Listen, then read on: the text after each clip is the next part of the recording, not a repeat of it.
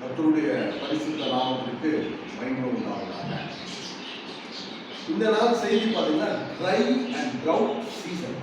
இந்த நாளின் செய்தி பார்த்தீங்கன்னா ரொம்ப முக்கியமான ஒரு பகுதி, ட்ரை அண்ட் ட்ரவுட் சீசன். ட்ரைனா மகா வறட்சி, ஒரு வறட்சியான சூழ்நிலை. ட்ரவுட்னா எந்த ஒரு என்ன சொல்ற வித்தவுட் வாட்டரிங் இருக்கிற ஒரு சீசன். அதை குறித்து பார்க்குறோம். ரொம்ப முக்கியமானது. இதை நம்ம வாழ்க்கையில இதை நம்ம இருதய பலகையில் எழுதி வைக்கணும்.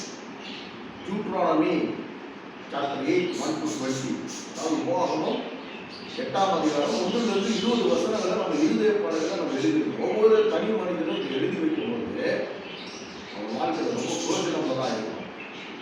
நம்ம வாரம் நம்ம பார்க்கறது போல யாத்திரை, மனிதன் ஒரு யாத்திரையாக பயணித்துக் கொண்டிருக்கிறான். இதெல்லாம் நம்ம பார்க்கணும். நம்ம வாழ்க்கையே ஒரு யாத்திரையை போல நம்ம பயணித்துக் கொண்டிருக்கிறோம். இதுல ஃபர்ஸ்ட் ஒரு செய்தி நான் கேட்கிறேன். If you are going to try and trout season, ஒருவேளை இப்ப நீங்க மகா வறட்சியான சூழ்நிலையில ஒரு சீசன்ல நீங்க காணப்படுறீங்கன்னா அது ஒண்ணு. ரெண்டாவது, if you have gone through try and trout season, ஒருவேளை நீங்க ஒரு காலத்துல மகா வறட்சியான சூழ்நிலையில நடந்து பேசியிருக்கீங்கன்னா. ரெண்டாவது. மூணாவது காரியம், if you have not gone through dry and drought season. மூணாவது காரியம் பார்த்தீங்கன்னா, நீங்க ஒருவேளை இந்த மாதிரி ட்ரையான சிச்சுவேஷனை நீங்க நடந்து போகாம இருந்துருந்தீங்கன்னா அப்படின்ற ஒரு கான்செப்ட்ல தான் இந்த மெசேஜ் நம்ம எடுக்க போறோம். ஏன்னா ரொம்ப முக்கியமான செய்தி. இதை நம்ம வாழ்க்கையில் அபியாசப்படுத்தும் போது இந்த ட்ரை அண்ட் ட்ரவுட் சீசனுக்கு நம்ம தூரமா இருக்கிறோம். இந்த டியூட்ரானமி 8 சாப்டர் 1-20 இருக்கிற வசனங்களை நல்லா வாசித்து அதை நம்ம இருதய பலகையில் எழுதி அதை உட்கொண்டு அதை நம்ம புசிக்கிறது போல புசித்து நம்ம வாழ்க்கையில நம்ம நடக்கும்போது we will be free from dry and drought season. We will be far away from dry and drought season. We need not fear for dry and drought season. சரியா? நம்ம புரியுதா? பயப்பட தேவையில்ல. அடுத்தது அதுக்கு தூரமா இருக்கும். அடுத்தது அது நம்ம நெருங்குவதும் இல்லை அப்படின்னு சொல்லி பார்க்கணும். அது 2 பார்த்தீங்கன்னா உபாகமம் 8ஆம் அதிகாரம் 1-5 வசனங்களை நம்ம வாசிக்கிறோம். உபாகமம் 8ஆம் அதிகாரம், நீங்கள் பிழைத்து பெருகி கர்த்தர் உங்கள் பிதாக்களுக்கு ஆணையிட்டு கொடுத்த தேசத்திலே பிரவேசித்து அதை சுதந்திரிக்கும்படி நான் இன்று உங்களுக்கு விதிக்கிற எல்லா கட்டளைகளின் வழி செய்ய சாவதானமாய் இருங்கள். சாவதானமாய் இருங்கள். எல்லாம் இங்கு பிழைத்து மட்டும் இல்ல, பெருகத்தக்கதாக அவருடைய கட்டளைகளை சாவதானமாய் இருங்கள். 2வது தேவனாகிய கர்த்தர் உன்னை சிறுமைப்படுத்தும் படிக்கும் தம்முடைய கட்டளைகளை நீ கை கொள்வாயோ கை கொள்ள மாட்டாயோ என்று அவர் உன்னை சோதித்து உன் இருதயத்தில் உள்ளதை நீ அறியும்படிக்கும் உன்னை இந்த 40 வருஷம் அளவும் வனாந்தரத்திலே நடத்தி வந்த எல்லா வழியிலும் இணைப்பாயாக. வனாந்தரத்தில் நடந்து வரும்போது, ட்ரை அண்ட் ட்ரவுட் சீசனில் நடந்து வரும்போது தேவன் உன்னை எப்படி நடத்தினார் சொல்லி இணைப்பாயாக. 4வது வசனத்தை வாசிக்கிறோம்.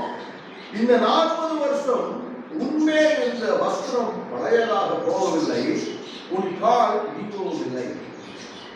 4வது வசனத்தை வாசிக்கிறோம். எப்ப அந்த ட்ரை அண்ட் ட்ரவுட் சீசன்ல கர்த்தர் நடந்தது, உன் ட்ரெஸ் பழமையாகவும் இல்லை, உன் கால் வீக்கம், உனக்கு விக்கிரமும் வரல, உனக்கு எந்த குறைவும் காணப்படலை. அதுதான் சொல்றாரு. சரியா? நான் அந்த ஆடை உனக்கு போட்டு உன்னுடைய என்ன சொல்றது, உன்னை நான் உனக்கு ஓப்பனா உன்னை அவமானப்படுத்தல, உன்னை நான் உடுத்தி வைத்து உன்னை சுகமாய் பாதுகாக்க 40 வருஷம் ட்ரவுட் சீசன்ல, ட்ரை சீசன்ல கூட கர்த்தர் நம்மளை பாதுகாக்கலாம். 5ஆம் வசனத்தை பார்க்கிறோம். ஒருவன் தன் புத்திரனை சிற்றிக்கிறது போல உன் தேவனாகிய கர்த்தர் உன்னை சிற்றிக்கிறார் என்று நீ உன் இதயத்தில் அறிந்து கொள்வாயாக. ஐயா, இந்த ட்ரை அண்ட் ட்ரவுட் சீசன் நீ எப்படி நினைச்சுக்கிறோம் அப்படின்னா, ஒருவேளை அவங்க வாழ்க்கையில ட்ரை அண்ட் ட்ரவுட் சீசன் இருக்குது. ஒருவேளை நீங்க ட்ரை அண்ட் ட்ரவுட் சீசனை கடந்து வந்திருப்பீங்க. ஆனா ஒருவேளை உங்களுடைய வாழ்க்கையில ட்ரை அண்ட் ட்ரவுட் சீசன் இல்ல இப்ப இல்ல அப்படின்னு நீங்க நினைச்சீங்கன்னா அதை எதுக்கு சொல்றாருன்னா அந்த ட்ரை அண்ட் ட்ரவுட் சீசனை ஒரு தகப்பன் தன் பிள்ளையை சிச்சிக்கிறதுக்கு ஒப்புறாக சொல்றாரு. ஒரு தகப்பன் தன் பிள்ளையை சிச்சிக்கிறாரா? ஒரு தகப்பன் தன் பிள்ளை தன் வழியில நடக்கணும்னு எதிர்பார்க்கிறார். அம்மாவா தன் தகப்பன் என் பிள்ளை என் வழியில நடக்கணும், ஒழுக்கத்துல நடக்கணும், நீதியில நடக்கணும், உண்மையா நடக்கணும், என்னட்ட உண்மையா இருக்கணும், குடும்பத்துல உண்மையா இருக்கணும், எல்லாருக்கும் உண்மையா இருக்கணும். அடுத்தது என்ன சொல்றாரு? இந்த புள்ள செழுமை அடையணும்னு சொல்லி அந்த தகப்பனுக்கு ஒரு பாதை தெரியும். எல்லா தகப்பன்மாரும் ஒரு பாதையில நடந்ததுனால எப்பா இந்த வழியில ஒரு செழுமை உண்டாகும், இந்த பாதையில உனக்கு ஆகாரம் உண்டாகும், இந்த பாதையில நீ விருத்தி அடையலாம் அப்படின்னு சொல்லி அவன் தெரியல. நான் தகப்பன் செய்யறான் அந்த பிள்ளைய தான் பெற்றெடுத்த பிள்ளைய சிக்கிறான்னு சொன்னா சீர்படுத்துகிறான். இதை செய்யாத, இதை செய், இதை செய்யக்கூடாது அப்படின்னு சொல்லி கட்டளைகளை நியமித்து அந்த பிள்ளைய நடத்துறான். அது போலதான் ஒருவேளை உங்களுக்கு ட்ரை அண்ட் ட்ரவுட் சீசன் இப்படி காணப்படுத்தலாம். ஒருவேளை நீங்க ட்ரை அண்ட் ட்ரவுட் சீசன்ல ஒருவேளை நீங்க கடந்து வந்திருப்பீங்கன்னா, ஒருவேளை ட்ரை அண்ட் ட்ரவுட் சீசனை நீங்க பார்த்ததே இல்லை அப்படின்னு சொல்லி சொன்னா யோசிச்சு பாருங்க. இந்த try and trout season is a plan of God. It's a plan of God. எதுக்கு அப்படின்னு சொன்னா தகப்பன் தன் பிள்ளையை சிச்சிக்கிறது, தான் பெற்றெடுத்த பிள்ளையை சிச்சிக்கிறது போலையா ட்ரை அண்ட் ட்ரவுட் சீசன். மகா வறட்சியான காலங்கள் என்னன்னா தான் பெற்றெடுத்த பிள்ளையை தான் விரும்புகிற வண்ணமாக வணைந்து பொழுது உருவாக்குவதற்காக அவர் சீர்படுத்துகிற காலமாயிருக்கு. ஃபர்ஸ்ட் திங் பார்க்கலாம் ஏன் அப்படி அப்படின்னு சொல்லி பார்க்கறா. அது பார்த்தா ஃபர்ஸ்ட் பாயிண்ட் பார்த்தீங்கன்னா why this dry and drought season? எதற்காக இந்த மகா வறட்சியான காலங்கள் ஒரு மனுஷனோட வாழ்க்கையில, ஒரு குடும்பத்துல, ஒரு தேசத்துல, ஒரு தனி மனிதனோட வாழ்க்கையில ட்ரை அண்ட் ட்ரவுட் சொல்லிட்டே இருக்க என்ன தெரியுமா? அவன் வேலை செய்வான், அவனுக்கு பலன் கிடைக்காது. ஓடி உழைப்பான், வருமானம் இருக்காது, ஒத்தொல்ல போட்டது மூல போயிட்டு புரிதல். வீட்டுல வியாதி, வீட்டுல விற்கிறோம், குறைச்சல் கலந்துரும். அப்பத்துக்கு பார்த்தா மா திசைன்னு சொல்லி சொன்னா ஆகாரம் குறைவு வரும், குறைச்சல் வரும். கடலுக்கு மேல கடல், பிரச்சனைக்கு மேல பிரச்சனை. இதெல்லாம் சூழல் ஒரு மனுஷன் இருக்கிறாரா அப்படியே அதை வெடிக்கிற மாதிரி ஆயிடுச்சு. என்ன வாழ்க்கை வாழ்றேன் அப்பா உண்மையா அந்த மனிதர் கஷ்டப்பட்டு இருக்கிற சுற்றி இருக்கிறவங்களை பார்க்கும்போது அவங்களாம் நல்லா செழுமையா இருக்கிறாங்க, நல்லா செழுமையா இருக்கிறாங்க. இருதயத்துக்கு ஒரு என்ன செய்ய ஒரு பொறாமை இருப்பாங்க, இருதயத்துக்கு ஒரு எரிச்சல் உருவாகுது, பாவம் செய்ய ஆரம்பிக்கிறான் அந்த மனுஷன். அவனுக்கு ஒன்னே ஒன்று தெரிய வந்த அந்த சீசன் தேவனால் நியமிக்கப்பட்ட சீசன். அவனுக்கு இந்த காலங்கள் தேவனால் நியமிக்கப்பட்ட சீசன். எதற்காக தேவன் நியமித்திருக்கிறார்? யாருடைய உருவாக்குவதற்காக. நீ ஒரு தனி மனிதன் உன்னை உருவாக்கி ஒரு உன்னதமான வேலையை செய்வதற்காக உன்னை உருவாக்குகிறார். நீ எனக்கு ரொம்ப யூஸ்ஃபுல்லான பையன், நீ எனக்கு யூஸ்ஃபுல் சொல்றது எனக்கு ரொம்ப விருப்பமானவன். யூஸ்ஃபுல் சொல்லக்கூடாது. யாராவது பிள்ளைய நம்ம யூஸ்ஃபுல் சொல்லுவோமா? யூஸ்ஃபுல் கிடையாது. இதுக்கு பிரியமான பிள்ளை. ஒவ்வொருவருக்கும் ஒரு பிள்ளை இருந்தாலும் சரி, 4 பிள்ளை இருந்தாலும் சரி, இந்த 4 பிள்ளையும் என் பிள்ளை தாய் நடப்பாங்க, தகப்பன் நடப்பாரு. கரெக்டா இல்லையா? அந்த தகப்பனுக்கு அந்த தாய்க்கு எப்படி இருக்குன்னா, உலகத்துல இருக்கிற எல்லா பிள்ளைகளை காட்டு என் பிள்ளை நல்லா இருக்கணும், மேன்மையா இருக்கணும். நீங்க நானும் விரும்புறோமா இல்லையா? நான் விரும்புறேன். என் புள்ள நல்ல நிலைமையில இருக்கணும், என் நிலைமை என் புள்ள குறைவு பண்ணக்கூடாது, என் புள்ள எந்த விதத்திலும் யாருக்கு முன்னாடியும் தலை குனிந்து நிற்கக்கூடாது, யாருக்குள்ள கை கட்டி நிற்கக்கூடாது. என் புள்ள என்னைக்குமே யாருக்கும் அடிமை கிடையாது, என் புள்ள யாருக்குமே வேலைக்காரன் கிடையாது. இதுதான் ஒரு தகப்பன் விரும்புவார். கரெக்டா இல்லையா? இதேதான் அந்த நல்ல தேவனும் வாசியும் பூமியும் உண்டாக்கின தேவன் உங்கள் தகப்பனா இருக்கிறார். மீண்டும் சொல்றேன், He's not only your God, He's a Father. நான் உன் தகப்பனா இருக்கிற மகனே, நீ கவலைப்படாதே, நான் கைவிட மாட்டேன். இந்த சோதனை காலத்தை நீ சகித்துக் கொள். இந்த சிக்ஷையை நீ அற்பமா எண்ணாத. இந்த சிக்ஷையில நீ துவண்டு போவாங்க. இந்த சிக்ஷையில நீ ஒரு உருமாற்றிக்கொள். உன்னை காலவரையில சீர்கேடுதான் நீ சுத்திகரித்து உன்னை கழுவி சுத்தமாகி நீ உருமாறி ஒரு புதிய மனுஷனா வந்துடு, வெளியே வந்துடு. கண்டிப்பா உனக்கு ஒரு பசுமையான ஒரு வாழ்க்கை வைத்திருக்க, கண்டிப்பா ஒரு செழுமையான வாழ்க்கை வைத்திருக்க, ஒன்றையும் உன் குடும்பத்தை நான் ஆசீர்வதிக்கிறேன் சொல்றாரு. உன்னை ஆசீர்வதிப்பதே தேவன் ஆசீர்வதிக்கிற தேவன். ஐயா, இவ்வளவு வறட்சியான ஒரு வெயில் புஷ்பகாலம் காணப்படுது. யோசிச்சு பாருங்க, இந்த 3 மாசம் இதுவரைக்கும் பார்க்காத வெயில பார்த்தோம். ஆனா ஒரு நொடி பொழுதுல கர்த்தர் ஒரு மேகத்தை கட்டளை எடுக்கிறார், ஒரு மழை பெய்யுது. இன்னைக்கு அந்த உஷ்ணமான கழிவு ஒரு குளுமை உண்டாகுது. இது எந்த மனுஷனால உண்டானது? நீங்களும் நானும் நினைச்சா கூட நடக்காதுங்க. அரசாங்கம் நடந்தா கூட நடக்காது. பெரிய சௌரியமா நடந்தா கூட நடக்காது. என் தேவன் அந்த வானத்தின் பலகணிகளை திறந்து மழையை பொழிய பண்ணினால் ஒழிய இந்த குளுமையான சூழ்நிலை தான். அடித்து சொல்றாங்க, உங்களையும் என்னையும் கட்ட நினைத்து இருந்தார். மகா வறட்சியான காலம், ரொம்ப உஷ்ணம் ஜாஸ்தியா இருந்தது. ஒரு மழையை பொழிய பண்ணணும்னு சொல்லி கட்ட மழையை பொழிய பண்ணினார். இன்னைக்கு உஷ்ணமெல்லாம் தனிந்து ஒரு குளுமையான சூழ்நிலை. ஒரு 4 நாளைக்கு முன்னாடி, ஒரு வாரத்துக்கு முன்னாடி யோசிச்சு பாருங்க, எவ்வளவு உஷ்ணம். தாங்க முடியாத உஷ்ணம், வெளியில போக முடியல. ஆனா இன்னைக்கு ஒரு நல்ல குழுமை. இதே மாதிரிதாங்க உங்க வாழ்க்கையில சரி, ஒரு மகா வறட்சி காணப்படுது. உங்க வாழ்க்கையில ஒரு எங்கேயுமே ஒரு பசுமை காணும், செழுமையே இல்லை. கையிட்டு நான் போய் பிரயாசப்படுறோம், உழைக்கிறேன், வரல, வீட்டுக்கு காசு வரல, நல்லா படிக்க வைக்கிறேன், ஆனா தேர்ச்சி அடையல. நல்ல வேலையில அமர்ந்து இருக்கிறோம், வீட்டுக்கு சம்பளம் வர மாட்டேங்குது.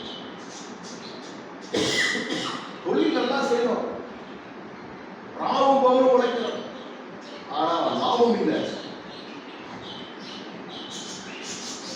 இதெல்லாம் மகா வளர்ச்சியான காரணம். இதெல்லாம் மகா வளர்ச்சியான காரணம். ஃபர்ஸ்ட் ஒரு காரியத்தை பார்க்கணும். உபாகமம் 8ஆம் அதிகாரம் அந்த 3ஆம் வசனத்துல ஏன் இந்த மகா வறட்சியான காலம் அப்படின்னு சொல்லி பார்த்தீங்கன்னா, உபாகமம் 8ஆம் அதிகாரம் 3ஆம் வசனத்தை பார்க்கணும். அவர் உன்னை சிறுமைப்படுத்தி உன்னை பசியினால் வருத்தி மனுஷன் அப்பத்தினால் மாத்திரம் அல்ல, கர்த்தருடைய வாயிலிருந்து புறப்படுகிற ஒவ்வொரு வார்த்தையினால் பிழைப்பான் என்பதை உனக்கு உணர்த்தும்படி. எதற்காக? மனுஷன் அப்பத்தினால் மாத்திரம் இல்லையா, நம்ம சாப்பிட்றதுனால நம்ம உயிர் வாழ்றோம்னு நினைக்கிறேன். இல்லம்மா, இல்லைங்க. இந்த வேதத்தில் அவர் சித்தவர் தெரிவார். அவர் என்ன சொல்றாரா, மனுஷன் அப்பத்தினால் மாத்திரம் அல்ல, கர்த்தருடைய வாயிலிருந்து வருகிற புறப்படுகிற ஒவ்வொரு வார்த்தையினால் பிழைப்பான். இன்னைக்கு நீங்களும் நான் உயிரோட இருக்கிறோம் அப்படின்னு சொன்னா, இன்னைக்கு கரெக்டா நீ பிழைத்துன்னு சொல்லியிருக்கிறா. நான் பிழைத்திருக்கிறேன், உயிரோடு இருக்கிறேன்.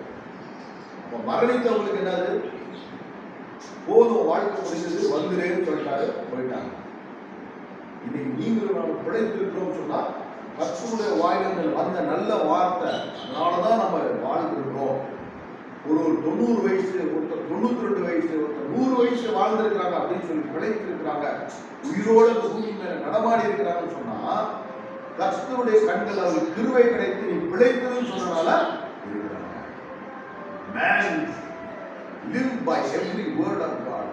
Man should know that he lives by every word of God. இதெல்லாம் நம்ம என்ன செய்யணும்? ஒரே ஒரு முதல் காரியம், தேவனுடைய வாயிலிருந்து வருகிற நல்ல வார்த்தை நிமித்தம் தான் நான் உயிரோட வாழ்ந்துட்டு இருக்கிறேன். அந்த விடுதியை பக்கம் நமக்கு ஃபர்ஸ்ட் வேணும். முதல் காரியம் தான் சொல்றாரு இந்த இடத்துல. அவர் உன்னை சிறுமைப்படுத்து. இந்த சிறுமைன்றதுதான் நான் ட்ரவுட் சீசன் சொன்னேன், சரியா? உன்னை பசியினால் வருத்தி. ஒருவேளை நமக்கு பசித்திருக்குது, ஏதாவது ஒரு பசி, ஐஸ்வர்ய பசி, பண பசி, ஆகார பசி, வேலை பசி, நன்மையானவர்களுக்கு பசி, எந்த பசியா இருந்தாலும் அதெல்லாம் எதுனா சொல்றாரு, மனுஷன் அப்பத்தினால் மாத்திரம் அல்ல, கர்த்தருடைய வாயிலிருந்து புறப்படுகிற ஒவ்வொரு வார்த்தையினாலும் கிடைக்கும். அப்ப நம்ம என்ன எதிர்பார்க்கணும்? ஆண்டவரே, என்னை குறித்து நன்மையானவைகளை பேசுங்க, என் வாழ்க்கையை குறித்து பேசுங்க, என் குடும்பத்தை குறித்து பேசுங்க, என் பிள்ளைகளை குறித்து பேசுங்க, என் தொழிலை குறித்து பேசுங்க, என் வியாபாரத்தை குறித்து பேசுங்க, என்னுடைய வேலை செய்யற ஸ்தலத்தில் எனக்கு நன்மையான காரியங்களை பேசுங்க. ஒரு உயர்வான தாளத்தை பேசுங்கன்னு சொன்னா, அவங்க பேசலாம் என்னமா உயர்வான தாளத்தில் அமர பண்ணுவான். முதல் காரியம். இரண்டாவது காரியம் உபாகமம் 8ஆம் அதிகாரம் 14ஆம் வசனத்தை பார்க்கிறேன். உபாகமம் 8ஆம் அதிகாரம் 14ஆம் வசனம். உன் இருதயம் மேட்டிமை அடையாமலும் உன்னை அடிமைத்தன வீடாகிய எகிப்திலிருந்து புறப்பட பண்ணினவரும். பொதுவாகவே மனுஷன் நல்லா ஐஸ்வர்யம் அடைஞ்சிருச்சு, பொருள் சேர்த்துட்டான், பொருள் சேர்த்துட்டான், நீ ஐஸ்வர்யம் செல்வ ஸ்ரீமானா மாறிட்டான்.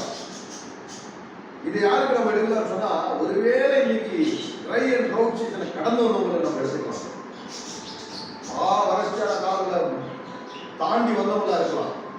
இல்ல இவங்க இல்லாம இவங்களோட மூதாதையர் மகா வறட்சியான காலத்துல வந்து இவங்க நல்ல ஒரு வாழ்க்கையில இருக்கலாம், நல்ல நிலைமையில இருக்கலாம். இந்த ரெண்டு பேரும் என்ன எடுக்கணுமா, இந்த இடத்துல சொல்லலாம், உன் இருதய வேற்றுமை அடையாமலும் செல்வ பெருக்கினால ஐஸ்வர்யத்தின் பெருக்கினால வியாபாரத்தில் நல்ல விருத்தி அடைந்து அதுல பெருக்கு உண்டாயிடுச்சு.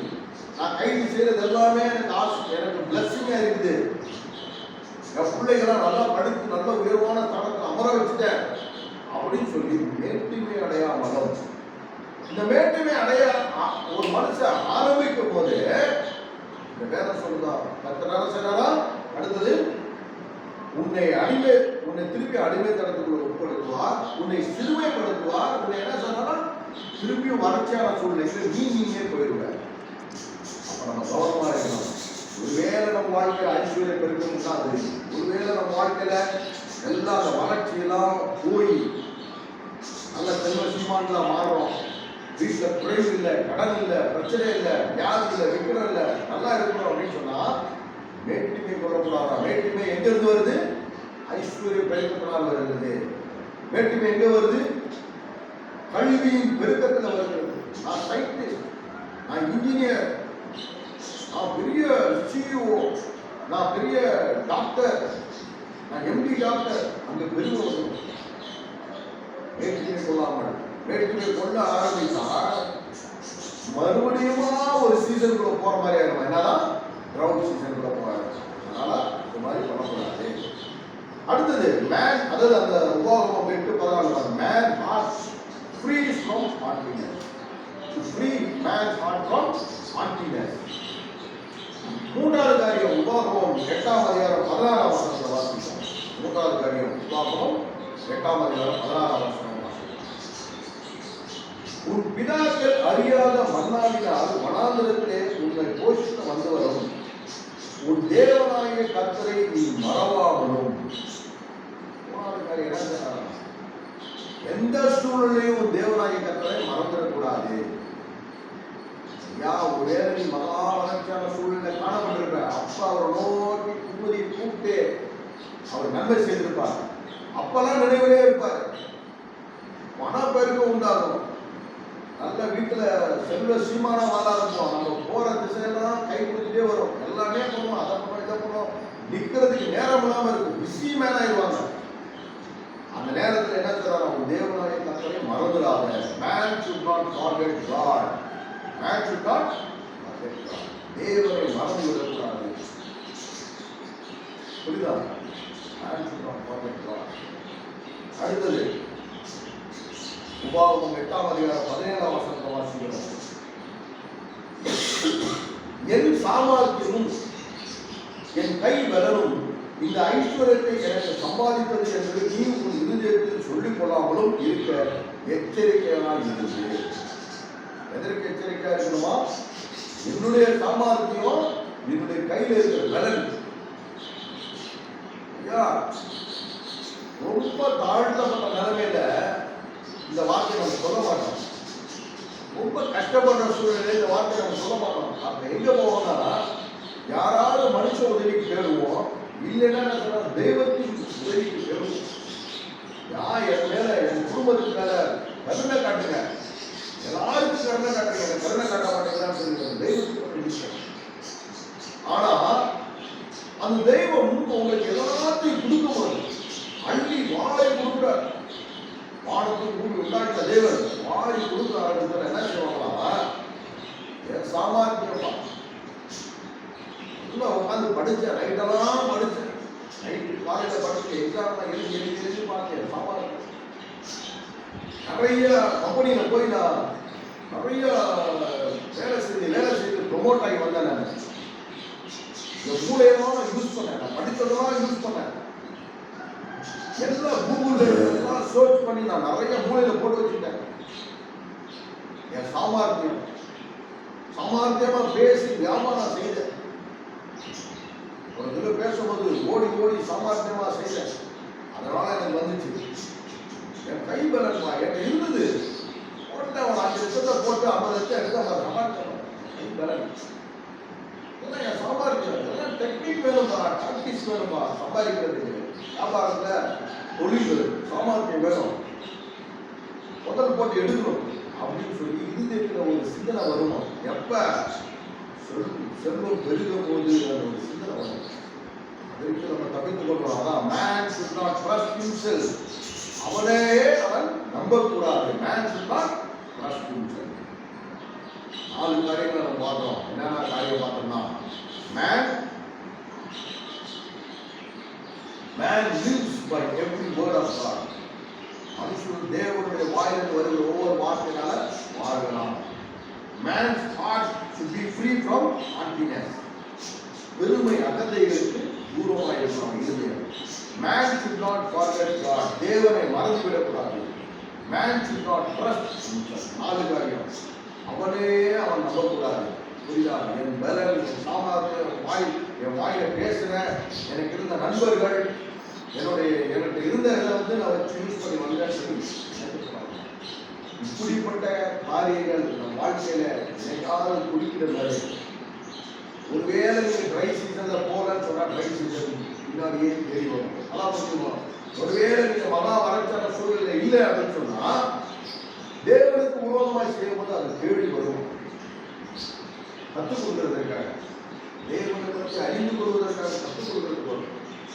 ஒருவேளை உங்க மூதாதையர், உங்களோட தாய் தகப்பன்மார் நல்லா அந்த ஒரு என்ன சொல்றது, ஒரு மகா வறட்சியான காலத்துல வந்து நீங்க உங்களை நல்லா ஒரு நிலைமையில உட்கார வச்சிருக்கிறாங்கன்னு சொன்னா, இதெல்லாம் பார்த்து உபாகம் 8ஆம் அதிகாரத்தை கற்றுக்கொண்டு இந்த மாதிரி காரியங்களை தப்புவித்து அடுத்த சந்ததிக்கு நம்ம என்ன செய்யணும்? நம்ம ஆசீர்வாதத்தை கொண்டு போகணும். அப்ப நம்ம என்ன செய்யணும்? அந்த மகா வறட்சியான காலங்களுக்கு நம்மளையும் நம்ம சந்ததியை தப்பித்துக் கொடுக்கணும், கற்றுக்கொள்ளணும்.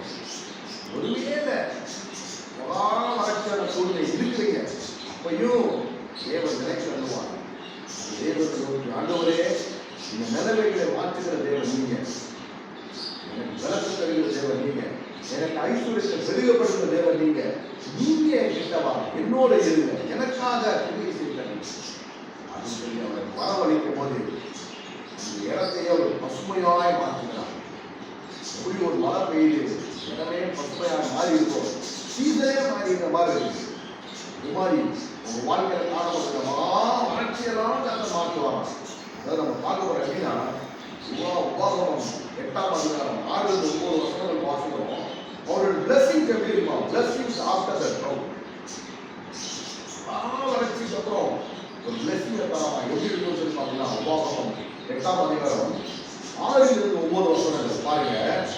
ஆகையால் உன் தேவனாகிய கர்த்தரின் வழிகளில் நடந்து அவருக்கு பயப்படும்படிக்கு அவருடைய கற்பனைகளை கைக்கொள்ள கடவாய். உன் தேவனாகிய கர்த்தர் உன்னை நல்ல தேசத்திலே பிரவேசிக்க பண்ணுகிறார். எங்க பண்ணுகிறார்?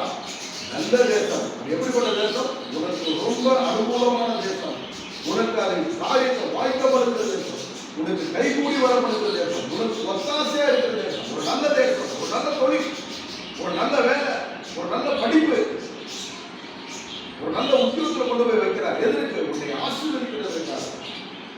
அது பள்ளத்தாக்கிலும், அது எப்படின்னா, அது பள்ளத்தாக்கிலும் மலைகளில் இருந்து புறப்படுகிற ஆறுகளும் ஊற்றுகளும் ஏரிகளும் உள்ள தேசம். அது பள்ளத்தாக்குகளிலும் மலைகளிலும் இருந்து புறப்படுகிற ஆறுகளும் ஊற்றுகளும் ஏரிகளும் உள்ள தேசம். 3 ஆறு இருந்தா, ஊற்றுகள் இருந்தா, ஏரிகள் உள்ள தேசம். என்ன சொல்லலாம்? பள்ளத்தாக்கு மலைகள் வரலாம். நீ ஒண்ணுமே செய்ய வேணாம். நீ பள்ளத்தாக்கு மலையில ஒண்ணுமே பண்ண வேணாம். It will flow in your life.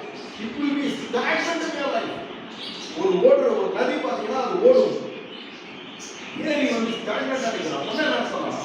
அந்த இடத்துல blessings will stand in your life. Blessings will flow in your life. அடுத்த இடத்துல அந்த இடத்துல பாத்தீங்கன்னா ஊற்றுகள் புதுசா blessings வந்துட்டே இருக்கும். அந்த blessings flow வந்து ரிவர் ஸ்டாக்னண்டா இருக்கிறது ஏரிகள்.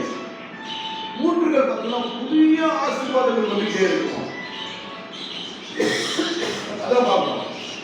அடுத்தது பார்க்கணும், அது கோதுமையும் வார்கோதுமையும் திராட்சை செடிகளும். அது கோதுமை என்னது? இன்னைக்கு ஆகாரத்துக்கு என்ன தேவை? கோதுமை.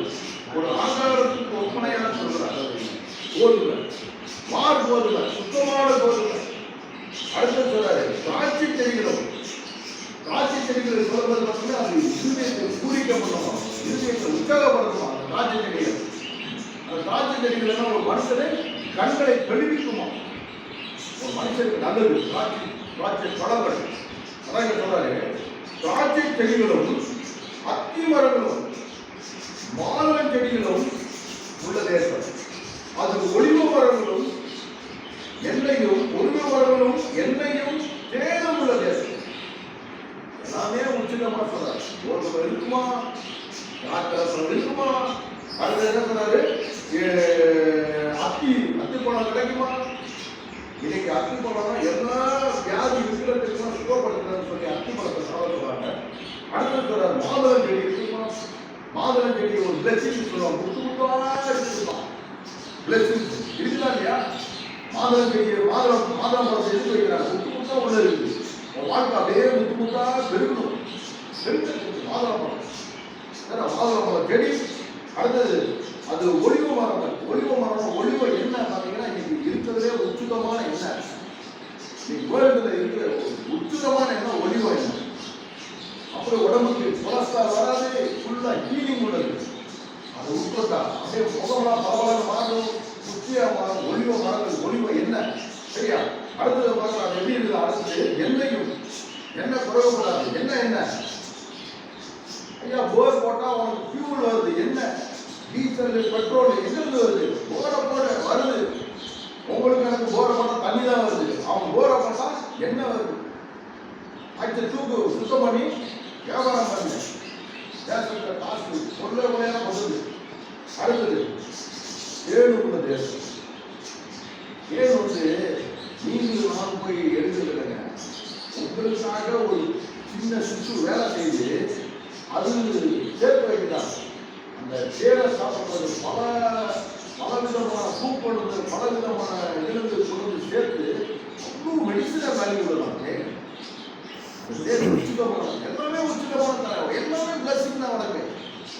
எப்ப கட்டளைகள், பிரமாணங்கள், நீதிகளை நடக்கும் போது எல்லாமே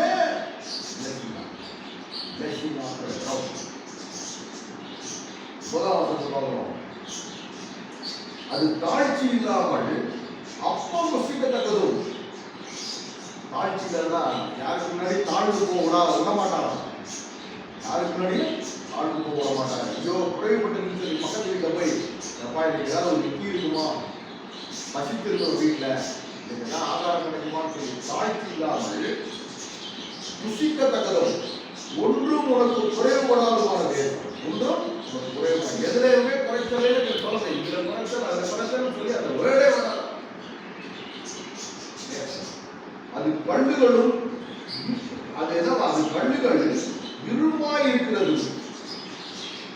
எப்படி எதிர்பார்க்க சாதாரண கல்லு கூட இருமா மாறிடும். அந்த இடத்துல அற்புதம் கல்லுகள் வந்து இருமா மாறுமா. இரும்பு எங்கிருந்து அவரை சொல்றாங்க அந்த வேதத்துல, கல்ல கூட இருமா மாற்றுகிற தேவன் நாளுக்கு உனக்காக.